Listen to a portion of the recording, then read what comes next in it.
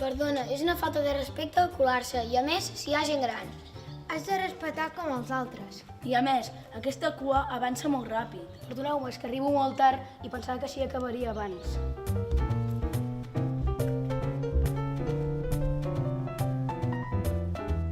Recordeu, la gent gran sempre l'hem de tractar amb respecte i amabilitat, com ens agradaria que ens tractessin també nosaltres. Valora'm, respecta'm, estima'm.